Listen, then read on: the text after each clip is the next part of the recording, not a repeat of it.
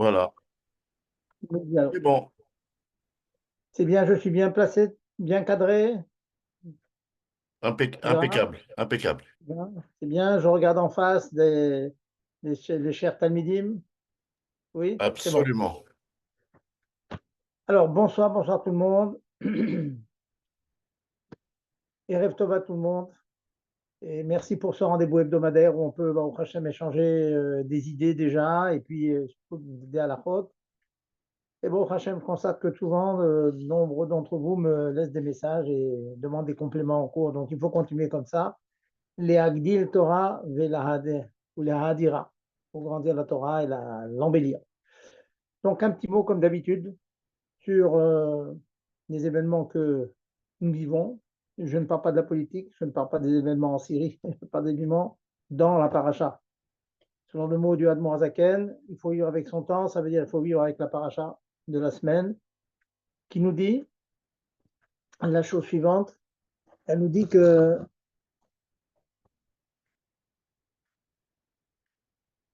Vayishlach Yaakov Malachim, elle est sa vers son frère, il envoie des Malachim, et il dit une chose apparemment hors sujet. Il dit Im Lavan Garti. Donc, Lavan, j'ai vécu, j'y habitais. Et là, Rachid nous donne deux explications que l'on connaît, c'est classique, on enseigne ça aux enfants hein, dans les petites classes au Cheder. Im Lavan Garti, d'abord il donne une explication, sache que j'étais chez Lavan, prenait l'étranger, je n'étais pas installé. J'ai toujours été étranger là-bas. Mon yishuv, mon endroit fixe, c'est en Canada, en Eretz Israël, dans la maison de mes parents. Et deuxième explication, c'est que Imnavan Garti, Garti c'est la même gematria que Tariag. Garti c'est 613. Et j'ai gardé les 613 commandements. Voilà ce que nous dit le Rachid. Deux explications. Et on sait bien, hein, le rabbi nous a habitués au concept que plusieurs explications sur le même mot, sur le même pasouk, ont forcément un lien. Si jamais de manière fortuite, Radi Shalom, tout est médouillé dans la Torah. Eh bien, en quoi y a-t-il un kécher, en quoi y a-t-il un rapport entre le fait qu'il ait accompli les mitzvot et en fait qu'il s'était considéré comme il avait un garti, ça veut dire guerre des arts. Quel rapport y a-t-il entre eux? Eh bien, une idée extrêmement profonde s'exprime ici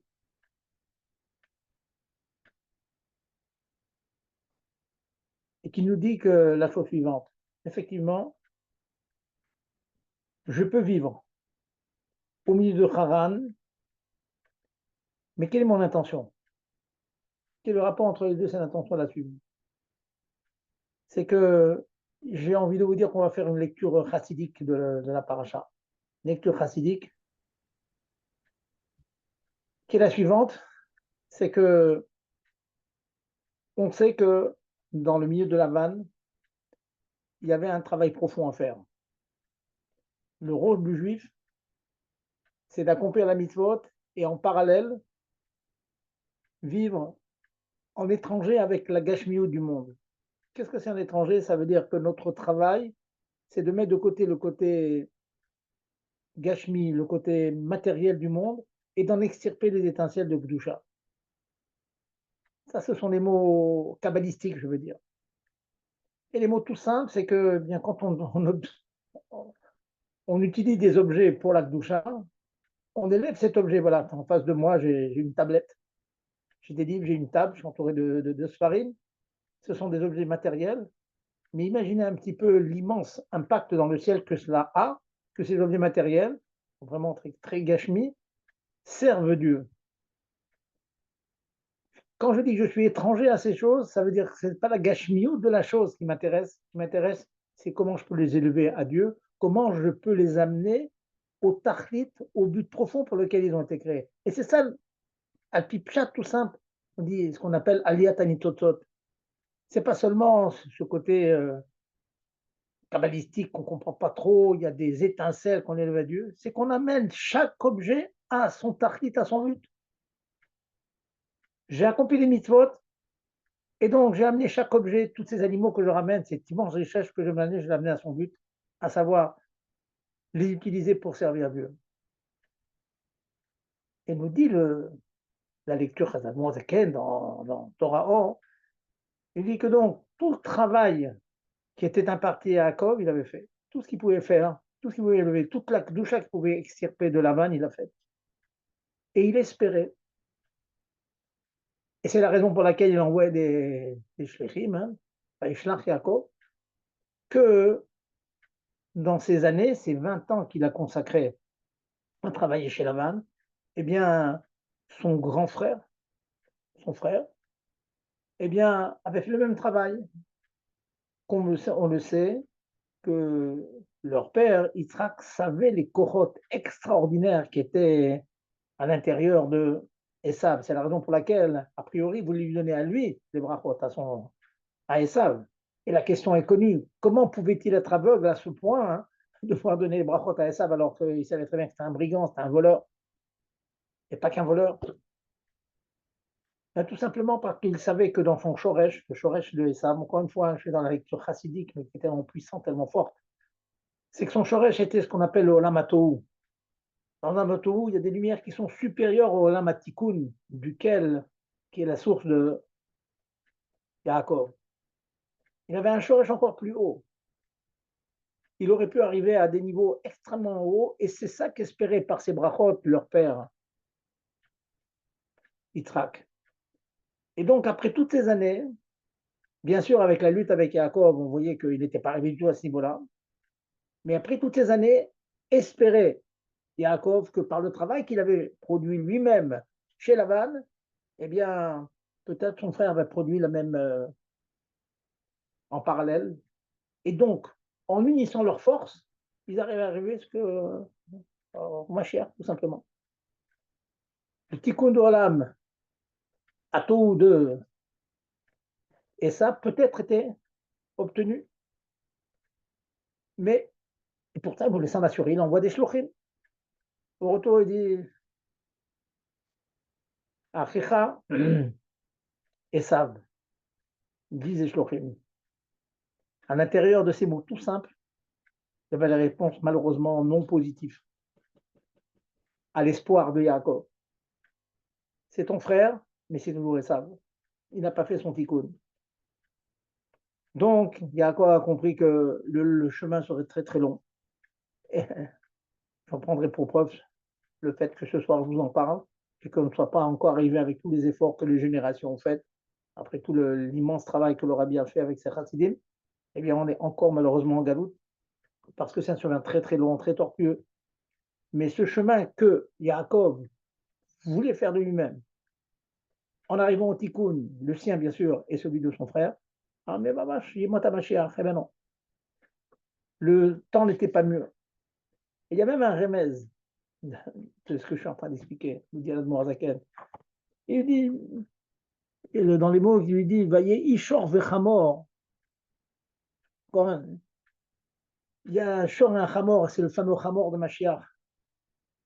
Et donc, le Midrash nous dit que c'est le Chamor de Mashiach, comme selon le Pasuk, Ani Berochav al Chamor. Et donc, Yaakov, il dit, il a son frère, Kvar Yeshli Chamoro Shel Mashiach. J'ai déjà le Chamor de Mashiach, il dit ça à son frère. Mais son frère, il n'y était pas. Il n'y était pas. Et donc, les témoins ont dit, les shlochim ont dit, malheureusement, c'est Esav qui est toujours là. Malgré le fait que c'est ton frère, il reste toujours Esav. Pour nous, il y a un enseignement fabuleux de ça, de ces petits mots de la lecture chassidique.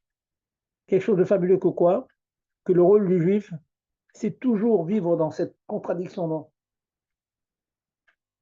Qui est quoi? Imlavan Garti, je suis guerre au monde, je suis guerre à la gashmiut du monde, mais c'est le projet divin, c'est Dieu qui veut. La gashmiut est là, je cherche à être au mieux que je peux dans le confort pour pouvoir faire Torah et Mitzvot. Et donc, la symbiose des deux. mais je sais que ceci, c'est pour faire le tikkun hanitzotzot et lever les nitzotzot. Et encore une fois, le pshat pashut de nitzotzot, ça veut dire arriver à ce que chaque objet que j'utilise arrive à son yodo, à son but prévu. Tamitia aide à ça. C'est ça une des explications de tikkun hanitzotzot, de Aliyat hanitzotzot. Donc mon travail, c'est cela, continuer à étudier la matière, élever la matière à Dieu, faire des betrabades, des murs, des pierres qui vont servir à servir Dieu, des pages d'arbres. Avec un arbre, on va faire des livres vont être utilisés, et ainsi de suite, les tables pour s'asseoir dessus, pour même danser dessus. Donc tout ça, c'est utilisé. Et c'est ça qui fait de nous des gens messianiques, on peut dire. Hein. C'est un mot qui est très à la mode maintenant. Messianique, ça veut dire dont le but, c'est d'arriver au tikkun absolu, l'élévation de toutes les nissotot. Il en reste peut-être quelques-uns encore que le rabbi a dit une fois que le travail des Nitotot est terminé, hein, mais apparemment il manque encore quelque chose. Je finirai avec une histoire que le rabbin rapporte avec le Magui de Mesrich. Avant de se dévoiler, il vivait dans des conditions de pauvreté vraiment qui dépassaient toute limite. Et les Talmidim m'ont dit pourquoi tu vis dans cette pauvreté. Il leur répond, il leur dit la chose suivante, sachez une chose, il y a à vivre dans une soukha, dans une baraque et il y a vivre dans une maison. Tant qu'on est dans la galoute, on n'est pas dans la maison. On est à rail, on est provisoire. Et ça, il faut le dire et le répéter. Pourquoi il faut le dire et le répéter? Parce que quelquefois, le confort peut être tellement grand que, bon, on dit que finalement, ce provisoire, ben, on signe. Hein. On signe, on continue, c'est du provisoire bien, bien agréable.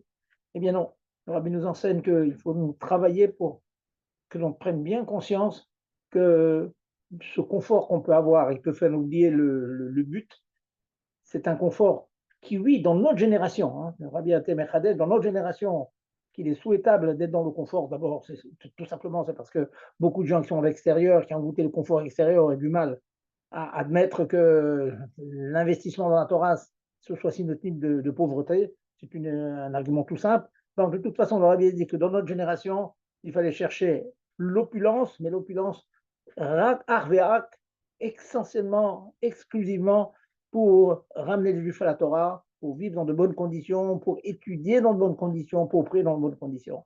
Et voilà donc ce que disait le Maguide Medrich, qui lui a vécu dans des conditions qui pour nous ne sont pas du tout vivables.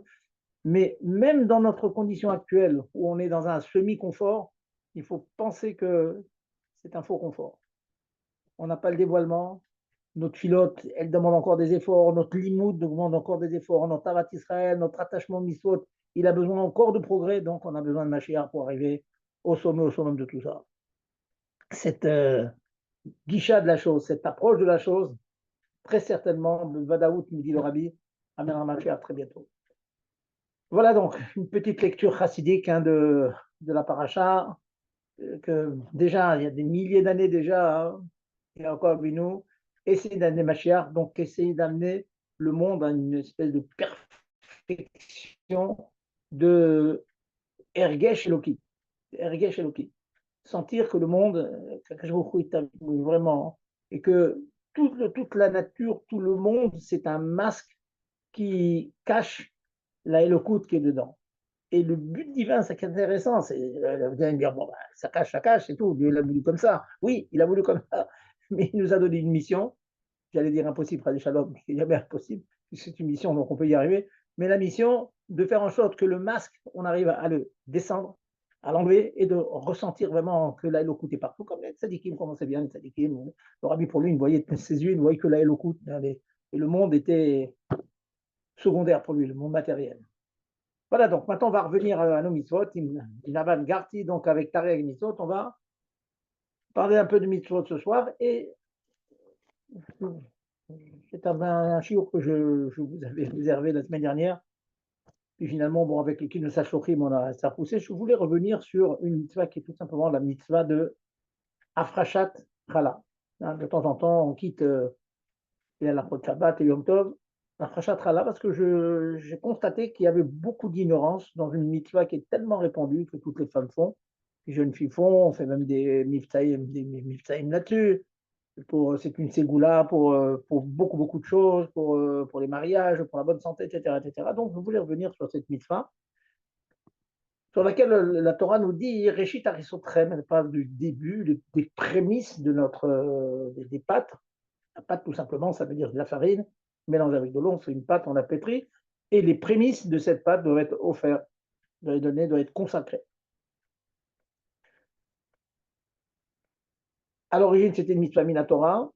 De nos jours, il y a discussion, c'est minatora en Eretz Israël. En Chutz La'aretz, d'après tout le monde, c'est un décret que les Rachamim ont donné pour ne pas oublier précisément cette mitzvah. Et donc, en Chutz La'aretz, on a cette mitzvah, on l'a fait, on la pratique d'une manière qu'on va expliquer ce soir,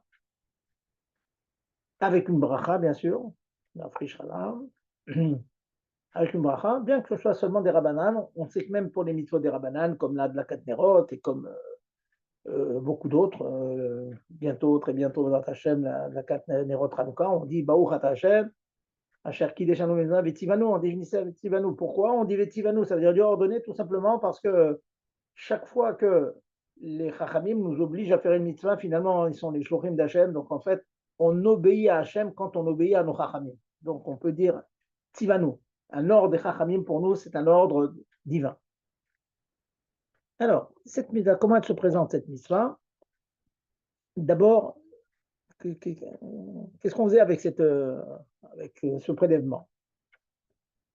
On faisait de la pâte à pain, de la pâte à gâteau aussi, on va en parler. On faisait un prélèvement et on le donnait au Kohen. C'était la nourriture pour les Kohen. C'était au Kohen. Et il y a toute discussion dans le Talmud pour savoir est-ce que c'est vraiment du richouche de quelque chose qui appartient au Kohen ou bien non, en fait, ça appartient à Hachem. Mitaka de Rahmanan, il profite, si vous voulez, de la table divine. Ça appartient à Hachem, et puis le Kohen le mange en étant invité sur la table d'Hachem. En tout cas, quoi qu'il en soit,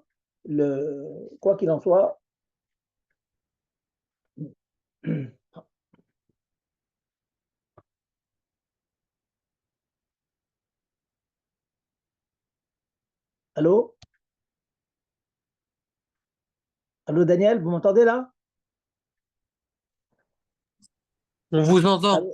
Ah, voilà, voilà. Non, parce que je ne voyais plus mon image, je pensais que le son était fini. Voilà. Donc, cette partie était donnée au Cohen. De nos jours, on ne la donne plus au Cohen, tout simplement parce que elle est tméa. Et les Kohanim eux-mêmes sont tméim. Et on ne mange pas de la trouma tméa. Donc, qu'est-ce qu'on en fait de cette rala, de ce prélèvement? L'échatrila, il faut la brûler. Il faut la brûler. Alors, avant de parler de la brûler, je vais d'abord donner les conditions de Rioux. Après, je parlerai de ce qu'on fait avec cette rala. On est chayav de prélever de la challah sur un pain ou un gâteau qui est fait avec les 5 céréales. Tout gâteau qui est fait avec autre chose que des céréales, comme par exemple du riz, des gâteaux de riz, des gâteaux de sorgho ou d'autres céréales, de millet, etc., ça se fait, on trouve ce genre de gâteau ou de pain, eh bien, on ne prélève rien du tout. Il faut que ce soit les 5 céréales, donc le blé, l'orge, le seigle, l'épeautre, les 5 céréales. Là, on prélève. On prélève en général sur la pâte, on a pétri une pâte, et si cette pâte contient une certaine quantité de quoi? De farine. On compte la farine. Là, on prélève sur la pâte en faisant une bracha. Alors, quels sont les shiurim? Je vais vous dire les shiurim. Dans les poskim, même dans les poskei Chabad, il y a deux grandes chitotes. Celle qui était pendant très très longtemps la plus répandue, c'est il fallait qu'il y ait au moins 1 kilo, je vais dire après 666, on va dire 1,7 kg de farine. On ajoute de l'eau, aux autres produits, on mélange et là on prélève. Certains ont le minag, c'est basé sur les écrits du Tzemar Tzedek, de prélever avec bracha à partir de 1,2 kg seulement. Et dans les milieux plutôt sfaradim, on va dire, très souvent, on ne prélève qu'à partir que 2 kg 250, plus grosse quantité. Donc, vous ferez selon votre minag. J'entends dire des rabbins Chabad qui prélevaient déjà à partir d'un kilo deux, d'autres à partir de, comme Raphaël Nair. Raphaël Nair, c'est un grand possède Chabad aussi, qui c'est à partir d'un kilo sept.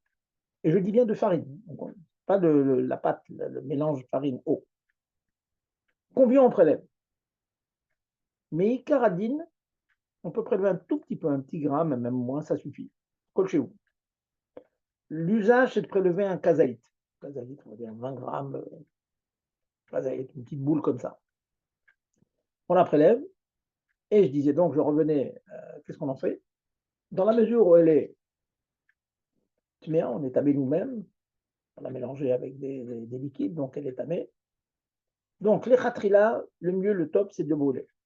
De brûler cette pâte-là. Alors, c'est l'occasion de revenir sur une halakha que j'ai constatée, qui est beaucoup ignorée, à savoir qu'il ne faut pas la brûler dans le four, dans votre four cachère, avec des aliments, tout simplement parce que c'est comme si vous cuisiez un aliment cachère avec un aliment non cachère. Étant donné qu'on n'a pas d'en à manger, donc on ne peut pas l'avaler. Et je vais aller même un peu plus loin. Pour ceux qui l'auraient fait déjà et qui auraient mis leur morceau de challah de prélèvement sur les plaques du four et qui ont fait brûler cet élément, eh bien, il faut savoir que les plaques du four ne sont plus cachères. Il faut les cachériser. Donc, pour celles ou ceux qui ont déjà eu l'occasion de brûler comme ça le prélèvement à la halasse dans leur four cachère, il faut cachériser. Bon, je ne rentre pas dans la manière de cachériser, vous me demanderez si ça vous intéresse, mais il faut cachériser.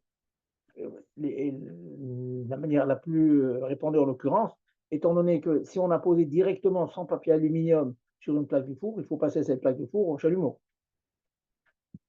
C'est rentré sans eau, donc il faut la sortir sans eau, et sans eau, ça veut dire avec un feu, avec un chalumeau. Voilà. Maintenant, vous avez une autre solution, c'est de l'entourer avec deux feuilles de papier aluminium et la mettre dans le four. Elle ne peut pas le brûler avec les autres aliments, mais entourer avec deux papiers aluminium, donc le réar, le zéa ne va pas se propager.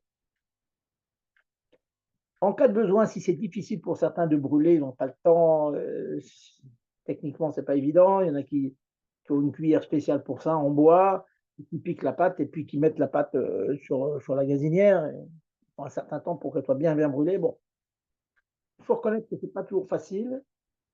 Les postes qui me permettent, en l'occurrence, de l'entourer, encore une fois, avec deux papiers aluminium pour ne pas être mévasé, pour ne pas avoir un geste de mépris avec cette pâte, et de la jeter carrément. On l'entoure avec deux kissouim et puis on la jette. Voilà, ça c'est la deuxième solution. Donc, en deux mots, on pétrit une pâte à pain avec 5 céréales ou un gâteau avec 5 céréales. S'il y a les quantités que j'ai décrites tout à l'heure, selon les minagir, 1,2 kg, 1,7 kg ou 2,2 kg 250, on prélève, on brûle ce travail. Et la quantité de prélèvement, comme je dis, c'est à peu près un kazaït. Maintenant, je voulais ajouter un point très important. J'ai constaté, j'ai vu, dans certains endroits, on faisait des gâteaux, des cookies. J'ai demandé la recette. On m'a dit la chose suivante. On m'a dit que ça se fait essentiellement avec des œufs et du sucre. Si ce n'est pas le cookie, peu importe. En tout cas, c'est une composition, un gâteau qui était fait avec des œufs et du sucre seulement.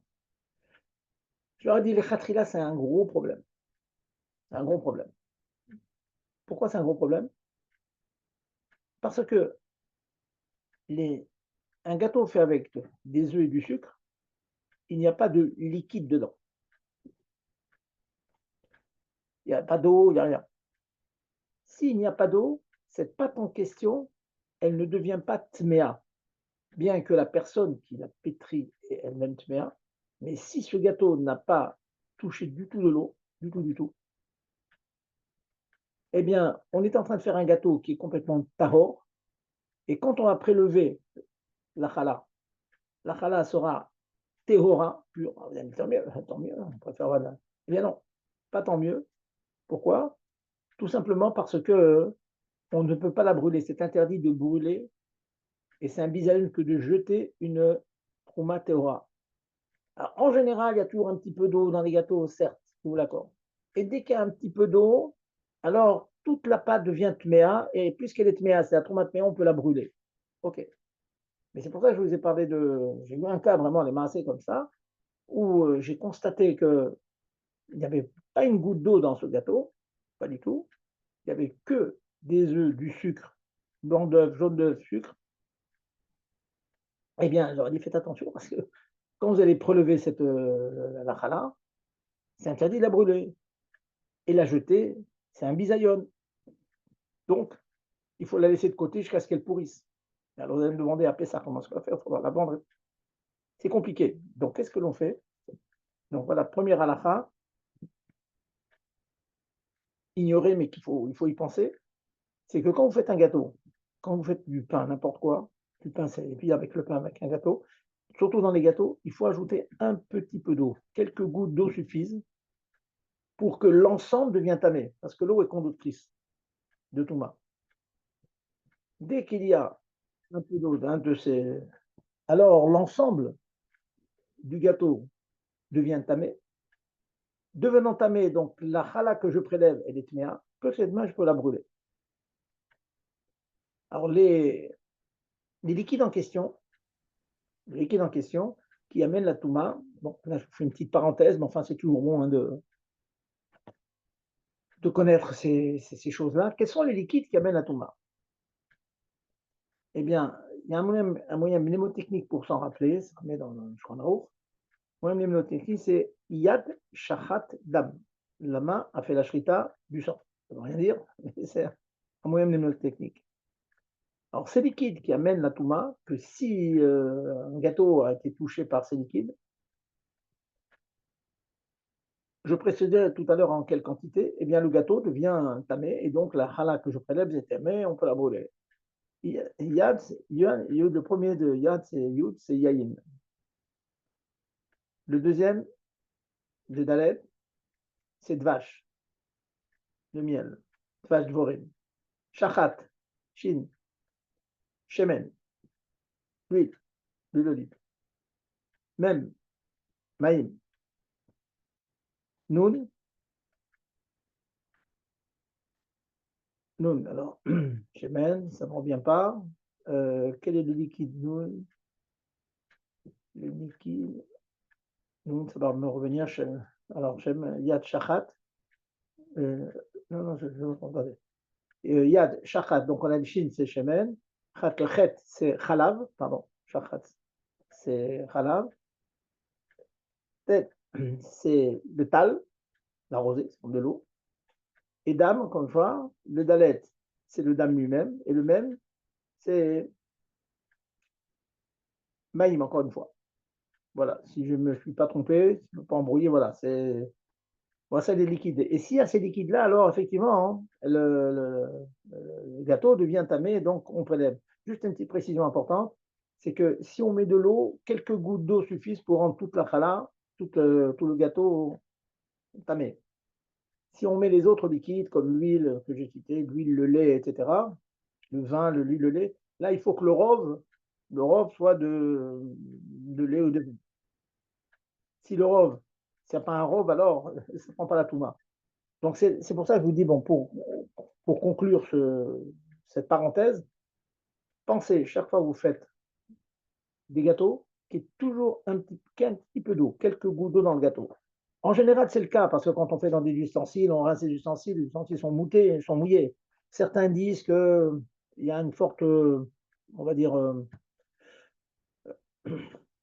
probabilité, une forte présomption que les grains eux-mêmes ont été mouillés. Donc, ils ont touché de l'eau, il n'y a pas de problème. Mais sinon, en tout cas, pour vous enlever donc le sapek, ajouter un peu d'eau. Et il y a une deuxième, un point très intéressant, il y a une deuxième raison pour laquelle il faut ajouter un peu d'eau. C'est quoi cette deuxième raison? Eh bien, cette deuxième raison, c'est que si on fait un gâteau où il n'y a pas du tout d'eau, il n'y a que des œufs, du sucre, etc., certains poskim pensent qu'on ne prélève pas sur ça.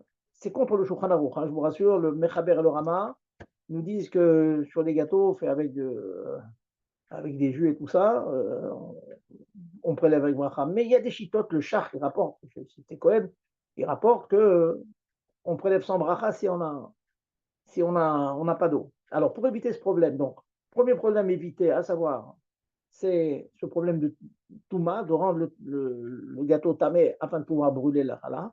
Et deuxième problème résolu, c'est que quand tu ajoutes un peu d'eau, d'après toutes les chitotes, il faut prélever. Dès l'instant qu'il y a un peu d'eau, il faut prélever.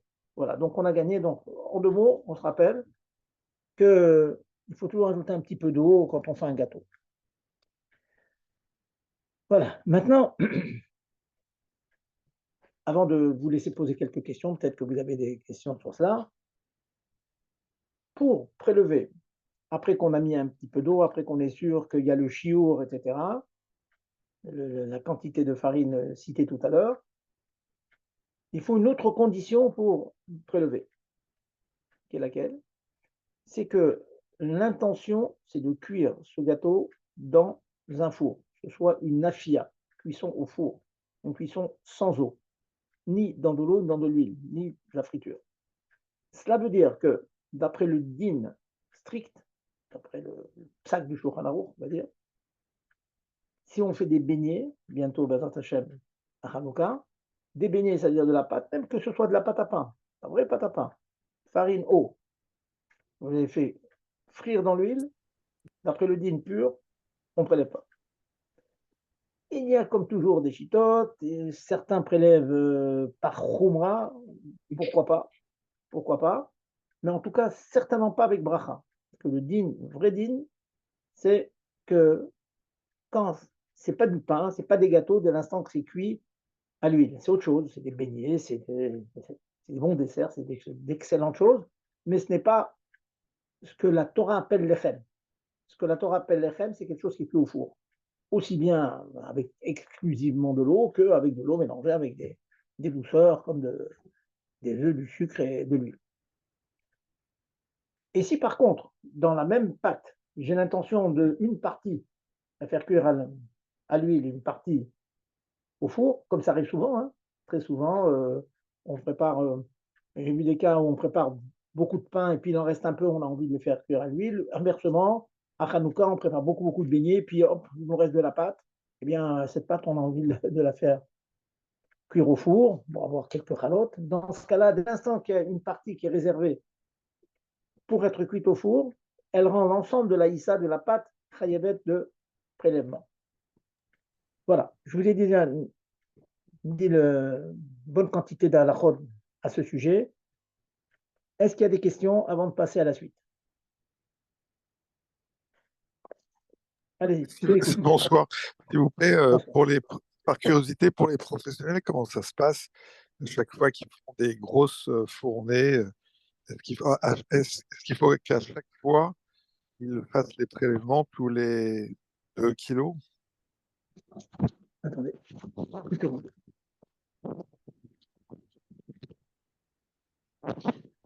Alors, j'ai pas.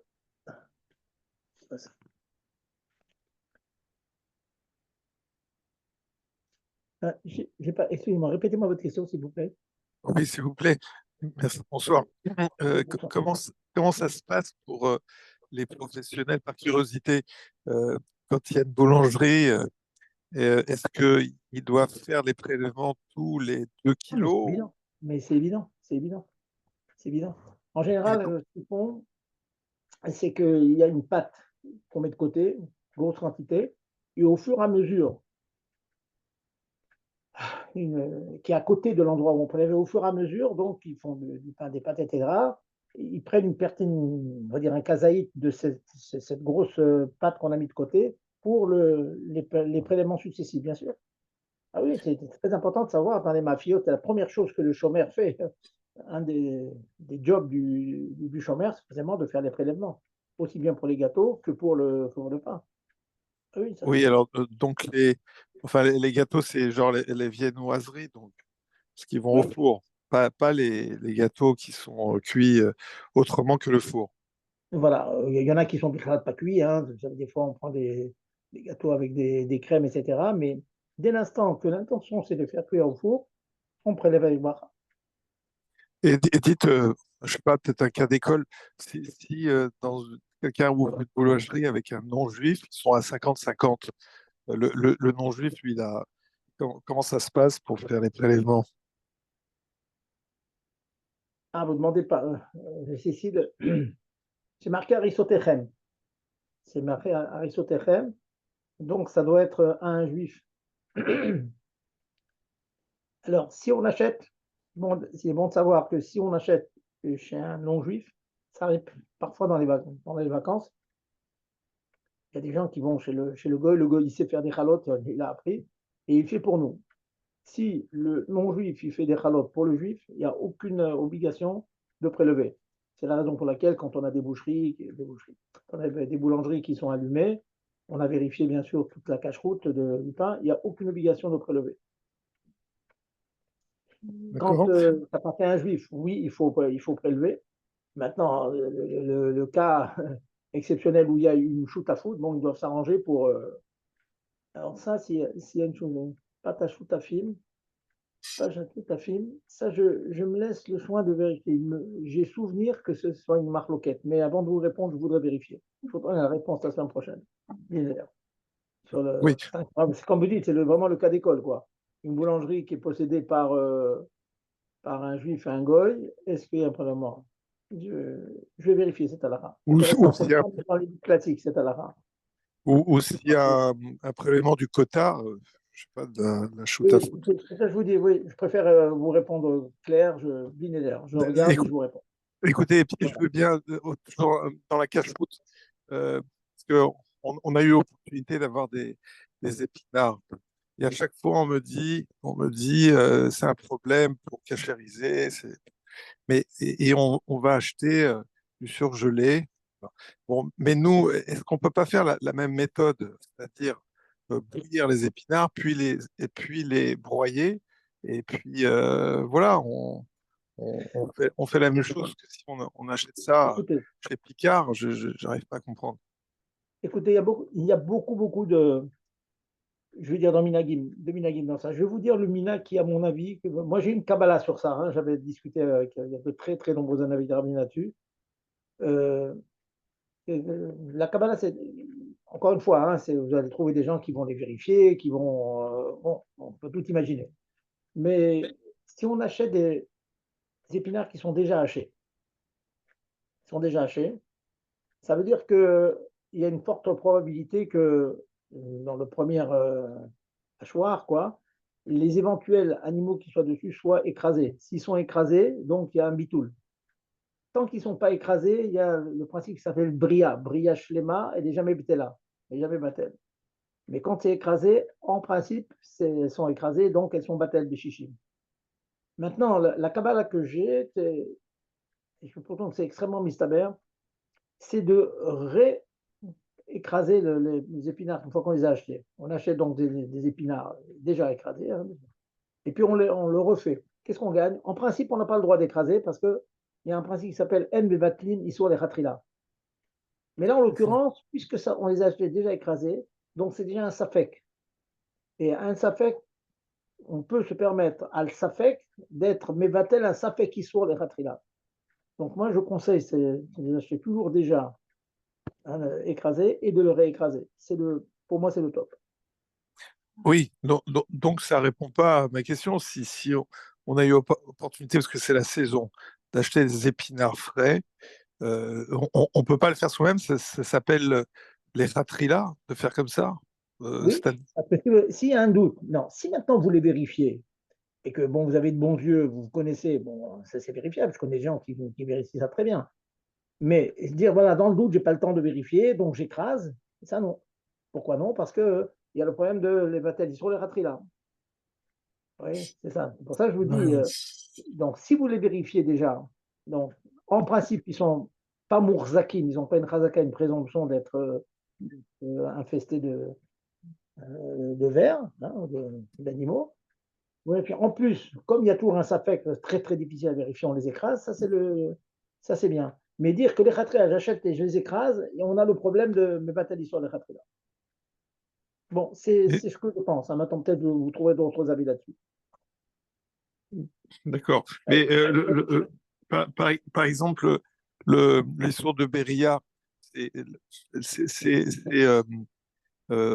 bon, bien sûr, laver, mais le fait de les bouillir déjà, le fait de les bouillir, ça, le Bria, elle peut pas rester vivante. Les Bria Non, bria, attention. éventuels. Oui, oui, oui, oui, voilà, là, attention. Bria, ça ne veut pas dire vivante. Bria, ça veut dire une créature shléma. Shléma, elle est entière. Si on Oui, sait pas, les cas qui sont marqués, il y a même un petit insecte qui a perdu une aile, c'est déjà plus une bria. d'accord. Donc, il y a un bitoul béchichim, j'ai un bitoul béchichim. Mais bria, dans la chambre de la halakha, bria, ça veut dire un animal qui est entier. Or, quand on vérifie, hein, c'est des fois dans des pommes, des fois dans n'importe quel fruit, hein, vous ouvrez, vous voyez un animal chalem, même s'il est mort, même si on les a cuits, quand même, il n'y a pas de bitoul. Par contre, si on les écrase, alors il perd je veux dire, sa qualité de bria, il n'est plus bria puisqu'il est coupé, et donc il y a un bitoul classique de chichim.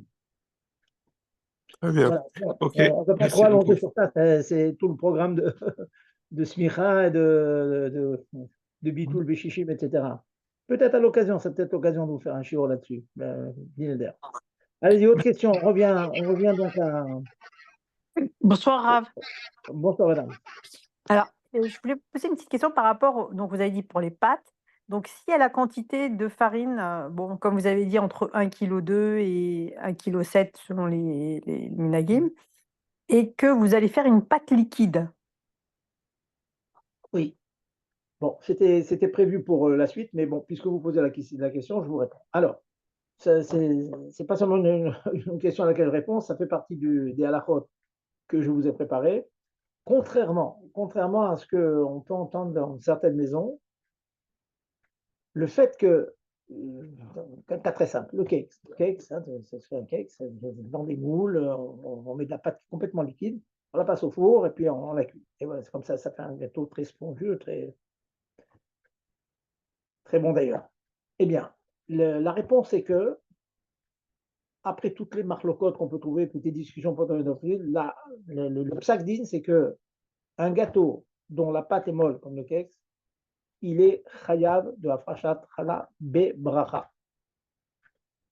Avec un petit bémol, si j'ose dire, c'est qu'on ne prélève pas quand sous la forme liquide. La différence avec ce cas en question et le cas du pain ou des autres gâteaux plus à pâte dure, que le minag, c'est de prélever sur la pâte et pas après la cuisson. Je vais en parler après, si on peut après la cuisson tout à l'heure. Mais déjà, je reviens sur les gâteaux à pâte liquide. Les gâteaux à pâte liquide, on les cuit au four sans prélever parce qu'on ne prélève pas un qui liquide. Et une fois qu'ils sortent du four, ils ont durci. Et que bien sûr, il y a la quantité en question, comme vous avez rappelé. Oui, on prélève avec bracha. On prélève avec bracha. Bon, j'ai discuté récemment avec certains de mes élèves. Ils me disent oui, mais on n'a pas l'habitude. Après enquête, il se trouve que oui, dans beaucoup de maisons, il n'y a pas l'habitude. Je vais vous dire pourquoi. Parce que quand on fait un gâteau à pâte molle, on en fait beaucoup, beaucoup. Avec 1,6 kg, ça vous fait beaucoup, beaucoup de moules. Donc, en général, dans beaucoup de familles, il n'y a pas la quantité. Mais pour les grandes familles, au Hachem, mais pour un d'enfants où on fait des grosses quantités, il est évident que même ces pâtes, donc à pâte molle, ces gâteaux à pâte molle, appellent un prélèvement avec bracha après la cuisson. Dès l'instant qu'il y a, comme on a dit, 1,2 kg, 1,7 kg, etc., ou 2,2 kg pour d'autres. Voilà. Et C'est donc, clair, madame? oui, non, pas au Voilà. Hachem. Par contre, là, je reviens par rapport à l'eau. Donc, sur ces gâteaux-là, il faut quand même s'il n'y a pas par contre, s'il n'y a pas la quantité, on doit quand même mettre de l'eau. Bon, alors, s'il n'y a pas la quantité, vraiment, il n'y a pas la quantité, théoriquement, même si c'est tahor, il n'y a rien à prélever. Puisqu'il n'y a rien à prélever, il n'y a pas de trauma. S'il n'y a pas de trauma, il n'y a rien à brûler. Donc, il n'y a aucun problème. Il n'y a aucun problème, effectivement. D'accord. Mais bon, je vous dis ça parce que, comme de toute façon, je sais qu'il y a des gens que par nervosité, tout même s'ils font 800 grammes, toujours ils prennent un petit peu par précaution. Si on a une telle habitude, donc ajouter une goutte d'eau, quoi. C'est pas grand-chose, c'est pas Mhm. fatigant, et puis ça vous évite tout ce problème de touma dont j'ai parlé tout à l'heure. Par contre, pour les cookies, comme vous avez dit tout à l'heure, est-ce que, parce qu'il y a de la margarine ou du beurre dans les cookies, est-ce que ça rentre dans le lien de l'huile? Oui, non, mais la margarine, c'est pas comme l'huile, C'est pas de l'huile. non, non, c'est de l'huile d'olive qui rentre qui rentre tamée. Ah, dans, d'accord. c'est de l'huile d'olive. Donc, si c'est de l'huile qui n'est pas d'olive, non, ça ne rentre pas. Ça Et rentre donc, pas dans notre mais pour si de on, l'huile on- d'olive. mais si on, excusez-moi, hein, mais si on fait pas au-dessus de la quantité de 1,2 kg, il y a pas de Oui, ça, problème. non, ça, il n'y a pas de problème. Ça, y a pas de problème. D'accord, ok, super, génial. Ouais. Merci beaucoup, Donc, Rav. vous me rappelez d'ailleurs une halakha, ouais, parce que je vous ai dit que c'est de l'huile d'olive. Hein. Ça, c'est dans le lien de Touma et Tahara et dans le lien du prélèvement. Une question qui est maintes fois demandée, quand on fait des chalotes avec de l'huile, la question traditionnelle, c'est à partir de quand le pain devient mésonote. Vous connaissez cette question-là. Mm. Alors la réponse, et vous allez voir le rapport, la réponse est que, on regarde, dans l'occurrence, on ne regarde pas l'huile, on regarde pas on regarde pas la farine, on regarde les ingrédients. Et dans les ingrédients, on regarde le rapport qu'il y a entre l'eau et le reste. Donc, prenons un exemple. J'ai fait du pain, j'ai mis 500 grammes d'eau et j'ai mis d'autres choses qui donnent du goût, de la margarine, de l'huile, du sucre, etc. On a mis un peu plus 510 grammes. Puisqu'il y a un rove de matière qui donne du goût, c'est mésonote. S'il y a 490 grammes et 500 grammes d'eau, donc il y a un rove d'eau, une majorité d'eau par rapport au reste, c'est moti. Donc on regarde le rove de l'eau par rapport aux autres. S'il y a plus d'eau, c'est moti. S'il y a moins d'eau que le reste, c'est mésonote. Mm. Et le rapport, c'est que dans ce dîne que je viens de rappeler, il est clair que l'huile, n'importe quelle huile, hein, l'huile d'arachide, etc., ça compte parmi les choses qui donnent du goût. Là, je n'ai pas besoin d'arriver à de l'huile d'olive. L'huile d'olive, c'est tout un autre concept. C'est le concept d'amener la touma sur un gâteau. C'est autre chose. Donc, en l'occurrence, n'importe quelle huile rentre dans la composition d'une pâte pour la rendre mésonote. N'importe quelle huile. Par contre, pour rendre le gâteau apte à prendre la touma, le rendre tamé, ça c'est un des 7 liquides que j'ai dit tout à l'heure. Il y a tchachadam, parmi lesquels il y a donc l'huile d'olive. Voilà, Ok, je merci ferme beaucoup, Rav. la petite parenthèse. Oui, alors Allez-y, autre question. excusez-moi, Rav, donc, et alors si on parle maintenant si on met de l'huile d'olive dans du pain, comment ça se passe? C'est pareil. Pour le rendre mésonote, il faudrait qu'il y ait plus d'huile d'olive que d'eau, ce qui est très rare. C'est pas du pain. Il ne faut pas que vous allez mettre 500 grammes d'huile d'olive. Mais Ouais. si vous ajoutez un petit peu je sais pas, imaginez que vous avez un gâteau dans lequel on met de l'huile d'olive, mais ça fera partie des liquides qui donnent du goût. Donc, il s'ajoutera au sucre et à la margarine et le tout pour prendre la majorité par rapport à l'eau. Ça condense ça. D'accord, merci, Rav. Je vous en prie. Alors, Alors, encore quelques. Oui, bon, Rav, bonsoir. Je voudrais savoir le statut dans. Alors, si on met un jus de fruits dans une pâte, est-ce que on considère que le jus de fruits il est composé aussi d'eau, ou on dit non, il n'y a pas eu d'eau, donc on peut pas, ça va être tahor. ouais. Non, pour le concept de tahor, c'est sûr et certain que dans les jus de fruits que vous achetez dans le commerce, il y a un peu d'eau.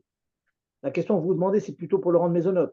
Je vous repose la question. Non, non, non, c'était savoir justement, je veux faire un truc maisonnote et je mets que de jus de, je sais pas, de pomme ou est-ce que je suis tenue de rajouter de l'eau pour que je puisse prélever? Écoutez, j'ai envie de vous dire que, à ma connaissance, je ne connais pas un jus de fruits, à moins que ce soit le jus de fruits qui soit fait à la maison, pressé à la maison, où il n'y a pas un petit peu d'eau. Parce que Oui, quand ils font ils en font dans des usines, ils nettoient les ustensiles. Dès qu'ils nettoient les ustensiles, il y a de l'eau. Donc, en général, je pense que dans tous les jus de fruits qu'on achète, même dans le vin, il y a un petit peu d'eau, des petites quantités, il y a toujours des petites quantités d'eau qu'on ajoute. Donc, il n'y a pas besoin d'ajouter. Mais bon, moi, j'ai l'habitude d'enseigner qu'on a vraiment, vraiment rien à perdre d'ajouter une goutte d'eau, comme ça, vous êtes tranquille, vous voyez. d'accord. Voilà. D'accord, on rajoute, c'est plus tranquille. Et j'ai une Voilà. deuxième question, Rav. Il m'est arrivé d'acheter des chalotes surgelées mais crues, la pâte. Donc elles sont tressées et tout. Je vois pas écrit challah prélevé. Alors est-ce que si j'achète pour 1 kilo, moi, enfin, je suis encore au 1,7 kg avec bracha, est-ce que Ouais. je dois quand même prélever la pâte moi-même si j'arrive à ce quota ou ça a déjà été prélevé? Parce qu'il ne marque pas. Là, vous me posez une colle, madame, parce que j'ai envie de vous dire, je suppose que si vous achetez des chalotes avec un Hercher, Oui, je un suppose, chef, oui. oui, je suppose qu'ils l'ont prélevé, je suppose. mais je ne vous cache pas que on ne sait jamais. Peut-être pour faire une économie, etc. Bon, celui qui vous le vend, il dit, moi, je vous vends une challah cachère. Maintenant, c'est votre problème pour les prélèvements. Oui, Regardez dans les paquets de matzot, par exemple, tout ce qu'on achète en Israël, si vous mettez toujours, il vous marque dessus, on a prélevé Trumot et Masrot, et Bichachashvit et tout et tout. oui. J'ai envie de vous dire que à votre place, j'essaierai de téléphoner d'abord le nom du Ah, Rav, hein, le nom d'un Rav, il faut oui, demander. Je sais il que faut demander. D'accord. oui, il faut demander. Je me souviens par exemple pour le, le, le grand large, avec les grands pains, souvent c'était marqué maisonnote, et en tout petit caractère, c'est marqué pour les Sfaradim.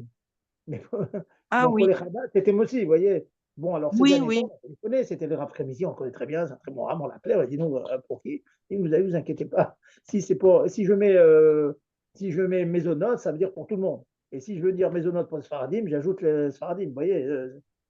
Ah oui. Il faut le savoir. Mais sinon, il faudra être très attention, hein, parce que très souvent, pour le vendre, parce que les gens achètent beaucoup plus quand c'est maisonnote, et on vous met maisonnote, mais en fait, c'est maisonnote d'après le Mechaber. Attention, hein, je ne rentre Oui. pas dans les pockets, c'est comme ça la pour eux. Mais nous, on a une autre chita, parce que pour que ça soit maisonnote, il faut qu'il y ait un robe, pas un tout petit peu, qu'il faut un robe d'ingrédients qui donnent du goût. Voilà. Ouais. Bon, je peux pas prélever dans le doute sans bracha, par exemple. Ah si. Ah Je ben, peux? c'est évident. Si vous avez des chalotes, etc., moi, je vous conseille Oui. vraiment de prélever sans bracha. Ah oui, Oui. sans doute. Allez, d'accord. Merci, Oui, Rav. vous prélever sans bracha, mais moi, je pense que ça vaut la peine quand même de passer un petit coup de fil, lui dites c'est prévu ou pas. C'est toujours bien de Oui. savoir, même pour les autres, Oui, pour oui, oui, c'est prévenir vrai. les autres. C'est vrai. D'accord, Voilà. Rav. Et Merci au cas où beaucoup. vous direz non, au cas où vous direz non, alors vous prélevez Ah les là, autres, on est vous sûr qu'il faut prélevez les pas. autres, Ouais. mais attention, il faut prélever. Voilà. Et Rav, pour le 1,2 kg du Tzemar Tzedek, c'est avec bracha? Ah oui, avec bracha. D'accord. Certains font avec bracha D'accord. passer d'un kilo Merci de sang. beaucoup. Merci Voilà. beaucoup. Alors, un point aussi qui est intéressant, les pâtes sont mistarfim. Qu'est-ce que ça veut dire? Ça veut dire que, imaginons que vous ayez fait des ralottes lundi. Allez, vous avez fait 1 kilo de ralottes lundi, ça vous suffit. Et puis, dans la semaine, il y a des invités. Ils disent, mon kilo de ralottes ne suffit pas. Vous faites un deuxième kilo de ralottes. Sachez que, malgré le fait que le premier kilo a déjà été cuit, dit au congélateur même, quand vous faites un deuxième kilo de challah, mercredi, jeudi, même vendredi, vous avez la possibilité, si les 2 kilos restent indépendants l'un de l'autre, vous ne les mettez pas dans le même ustensile, vous ne les recouvrez pas avec une serviette, ça reste indépendant, il n'y a pas besoin, ce n'est pas obligatoire de les mettre ensemble, de prélever. Mais si vous voulez avoir le mérite de faire la mitzvah de prélèvement, de faire une bracha, on gagne une bracha, vous pouvez parfaitement, le deuxième kilo fait jeudi par exemple, vous le cuisez au four, et puis vous prenez le kilo de jeudi et le kilo de lundi, même congelé, vous voyez, même congelé, vous mettez tout ça ensemble dans le même ustensile, préférence recouvert, bien recouvert avec un tissu quelconque, et vous prélevez dessus. Alors, un petit détail qu'on m'a fait remarquer, on m'a dit, mais si on prélève, on va abîmer une challah, c'est dommage. Alors, je leur ai dit, dans ce cas-là, le deuxième kilo de vendredi, vous faites des grosses chalotes, vous en faites toutes petites, voilà, de 50 grammes, et de cette rala de 50 grammes, vous allez la couper et prélever. Comme ça, vous n'abîmez pas une grosse rala. Voilà. Quelquefois, des petits conseils pratiques, ça peut bien aider. C'est bien clair tout ça? Bonsoir, Claire? vous m'avez fait penser à une question. J'ai pris Oui, le cours en oui, cours, c'est le cas de le dire. On m'avait laissé entendre une fois que si on fait par exemple 1 kilo de halal jeudi et qu'on fait à côté 1 kilo de pâte de cake, de boulot, disons, hein, puisque c'est une pâte qui tient, c'est vrai qu'on peut faire le prélèvement quand même en les assemblant, non, si non, c'est une non, pâte non, non, maisonnote. non, non. D'accord. Ça, Moi, je c'est le pas fais tout à pas, fait. mais on m'avait dit que c'était faisable, je Non, sais non, pas. non, c'est ni oui ni non, ça dépend. Le Froment dit la chose suivante, est-ce que les pâtes sont compatibles? Ça veut dire que, Pas est-ce du que tout, parce qu'il y en a une voilà, qui est pour la pas challah et compatible, l'autre elle est pour un voilà. gâteau. Voilà, si c'est pas compatible, alors c'est non. Maintenant, si vous faites quelquefois des chalotes avec, je ne sais pas, un tout petit peu plus d'huile que l'autre, que finalement on pourrait très très bien remélanger les pâtes, alors effectivement ça s'associe. Mais en général, une vraie pâte à gâteau, une vraie pâte à pain, ça ne s'associe pas. Donc c'est pas mis ça rêve. Ça Très bien, s'associe pas. Voilà. très bien, merci. Je veux revenir à un point intéressant aussi. Je vous ai dit au début du chiour que la pâte en route à la en France, c'est un chiyuv, c'est une obligation midera banane. Donc, le Chachamim m'a donné pas mal de certaines coulottes, on va dire. En Eretz Israël, si on n'a pas prélevé, on se trouve Shabbat, on a fait des kilos de chalot, la maman a oublié de prélever ou le papa a oublié de prélever, on ne peut pas les manger. C'est interdit. On attend Motzei Shabbat, on attend la semaine et on les prélève après Shabbat. Prélever, c'est un tikkun, c'est le taken mana, c'est comme tremper des ustensiles au mikvé, c'est interdit. On n'a pas le droit d'être métaken la chose, parce que grâce à ce prélèvement, on le rend apte à la consommation, c'est interdit. Par contre, en route salaret, un point intéressant, je ne dis pas que c'est permis de prélever, c'est interdit, aussi bien qu'en Eretz Israël. Donc, prendre vos chalotes et prélever pendant Shabbat parce que vous auriez oublié pendant la semaine, c'est interdit. Par contre, ils nous ont donné un truc comme ça, un coup.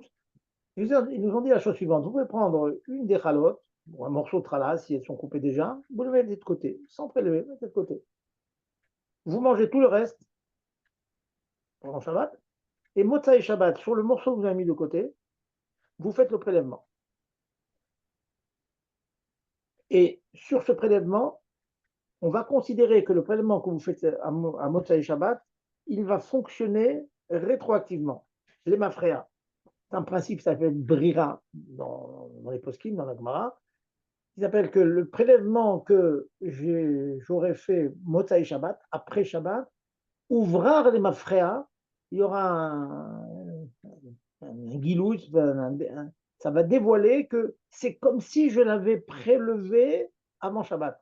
Et même que je suis en train de faire un prélèvement sur des chalotes que j'ai déjà digérées, que j'ai déjà mangé pendant Shabbat, quand même ça marche. Ça s'appelle le principe de brira. Et ça ne marche comme la chala en route salaret, elle est seulement midera banane.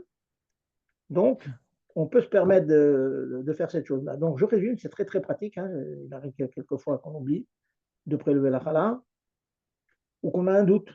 On a un doute, et bien vous prenez un morceau, sans prélever, vous mettez de côté, mangez tout, et Motzai Shabbat, vous prélevez sur le mis de côté. Ça s'appelle le principe de brira.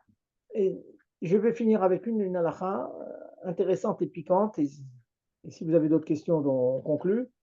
Sinon, on arrête là. Il y a de la pâte que l'on fait, bedato lechalek. Il faut faire attention que j'ai eu l'occasion de prévenir les gens qui faisaient la mitzvah de Afrashatrala, parce que c'est très bien, c'est une ségoula, etc. Et souvent, qu'est-ce que l'on fait? On fait une pâte, puis on distribue certaines quantités de pâte à chacun, souvent c'est des enfants, chacun sait, et puis on les fait cuire et chacun prend sa challah.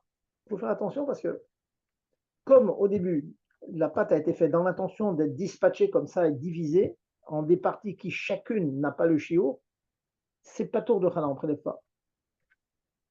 C'est un vrai mirchol. C'est vraiment une embûche qu'on peut faire une bracha levatala à cause de cela. Alors, la solution, c'est. Il faut réfléchir à d'autres solutions, mais la plus simple, c'est que la personne, le responsable, on fait ça souvent dans les gars d'Israël, la personne qui fait la pâte, d'abord, doit être propriétaire, la pâte doit lui appartenir, quoi. Et donc, sur cette pâte qui appartient à un rioub, et elle prélève, et puis elle pense que quand elle donne ces petits morceaux à chacun des élèves qui va pétrir ou chacun des participants à la Trala, leur dire que c'est une fois que tout sera fait et cuit qu'on leur en fait cadeau, en quelque sorte. C'est-à-dire que la personne qui s'occupe de tout cela donc reste propriétaire de la pâte jusqu'à le moment où on le cuit. Après, bon, bah, effectivement, ce mechalot, je n'ai pas le droit de faire 10 kilos de chalot. Une fois qu'elles sont faites, avec bracha, j'aurais prélevé, je peux les distribuer à qui je veux. Ouais, une fois qu'elles sont faites. Mais pas que vous faites cadeau de la pâte avant que ce soit cuit et que ce soit terminé. C'est la meilleure chose, pensez-y bien. Hein. Il faut prévenir d'ailleurs ceux qui font cette mitzvah-là. Donc, de ne pas dire, voilà, je te donne quoi, 200 grammes, je t'en fais cadeau, tu pétris, tu le cuis au four et tu manges chez toi. Parce que puisque vous avez tout divisé, il n'y a aucun des morceaux qui sera khayab. Donc, ça peut être un bracha bata. Bon, c'est Raoul de dire cette chose-là. Voilà, je pense avoir passé en revue l'essentiel donc de ces halachot, avec les petits hidushim que j'ai dit sur les quantités, sur les gâteaux à pâte molle. sur les gâteaux qu'on fait cuire à l'huile, sur lesquels on ne prélève pas. S'il y a d'autres questions, j'y réponds et on conclut. Y a-t-il des Donc, questions, mesdames? oui. Allez-y. Alors, je voulais vous poser la question par rapport à ce que vous venez de dire, parce que c'est vrai Oui. que quand ils font les là, ils font pas cuire sur place. Ils le prennent chez eux et ils vont le faire cuire. Donc, comment ça se passe? Alors, c'est pas grave à le dire comme ça, mais voilà, moi, si tu veux le faire cuire, pourquoi pas? J'ai de la pâte, tu as le droit de la faire cuire. J'ai aucune obligation de mettre toute la pâte, mes 2 kilos dans le four. Donc, je te la donne, tu la cuis chez toi, et une fois que tu l'auras cuit chez toi, là, je t'en fais cadeau. C'est comme si donc, c'est-à-dire la pâte reste en possession du chaliard, vous voyez, du propriétaire, celui qui fait la milta, jusqu'au dernier moment. Une fois que ça sort du four, bon, ben, je t'en fais cadeau. Comme si je les ai fait cuire moi-même, et puis je les ai distribués. D'accord, même s'il n'y a pas c'est une petite râlade par chacun, c'est pas grave. C'est pas grave. Une C'est fois comme que tu si l'as chacun- cuit. D'accord. imaginons que c'est comme si tout le monde a fait sa petite râlade sur place, on l'a fait cuire, puis celle que tu as cuite, je t'en fais cadeau. Une fois qu'elle est cuite, je t'en fais cadeau. D'accord. Vous voyez. Le fait de dire ça, quoi, quand elle est cuite, je t'en fais Oui, cadeau. c'est juste dans la marche à va et dans Ok. parfait. D'accord. Donc, Merci Rav, beaucoup, Rav.